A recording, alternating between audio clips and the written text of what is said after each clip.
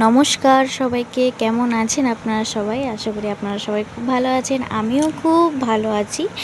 আজকে আমি ছোট্ট একটা মিনি ব্লগ নিয়ে চলে আসলাম। আজকে কোনো রান্নার ভিডিও না, কোনো রিলসও না, কোনো হাঁটাচলারও ভিডিও না। আজকে আমি আমার ঠাকুর ঘরের ছোট্ট একটা ভিডিও নিয়ে চলে এসেছি। অনেক সময় ভাবি যে ঠাকুর ঘরে যে যা যা করি, আমি কীভাবে ঠাকুর দিই সেটা আমি দেখাবো, এবং আমার ঠাকুর ঘরটা কীরকম সেটাও আমি দেখাবো।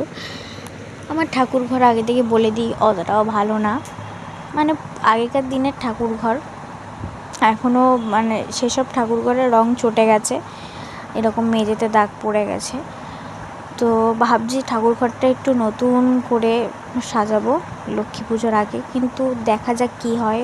ভগবান যদি চায় তাহলে সব কিছু সম্ভব হবে, ভগবান না চাইলে কিছু সম্ভব হবে না। তো আজকে বৃহস্পতিবার, লক্ষ্মীবার। আজকে একটা কাণ্ড হয়ে গেছে। ঘট বসাবো ভেবেছিলাম, কিন্তু বাজারে কাউকে পাঠাতে পারিনি, আর কাউকে ফুল আনতে পারিনি দিতে। তো গাছে যে কটা ফুল হয়েছিল ভাবলাম সেখান থেকেই ফুল তুলে ঠাকুরের ঘরটা পাটি। তো নকুলদানাও শেষ হয়ে গেছিলো, নকুলদানাও নিয়ে আসলাম। নিয়ে এসে ঠাকুরকে কোনো রকম ঘট পেতে দিয়েছি। আমশরৎ বলো, কলা বলো, কিচ্ছু দিতে পারিনি, শুধু সামান্য জল ঘটে আর ফুল দিয়ে ঠাকুরের ঘট পেতেছি। সবাইকে খেতে দিয়ে দিচ্ছি। খেতে দিয়ে আমার ভোলে বাবাকে আমি স্নান করাবো।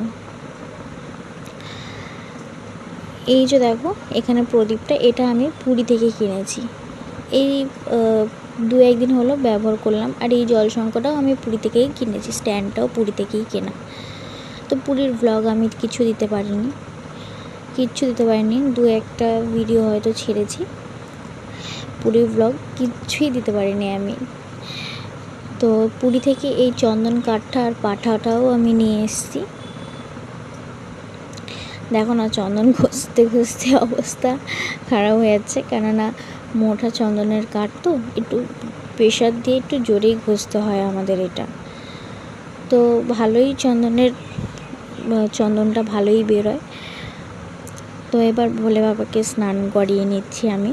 3 বার ওম নমঃ শিবায় বলে জল ঢেলে নিলাম, এবং আমার যে সাদা চন্দন আছে সেইটা দিয়ে ভোলে বাবাকে একটু সুন্দর করে এঁকে দিচ্ছিলাম।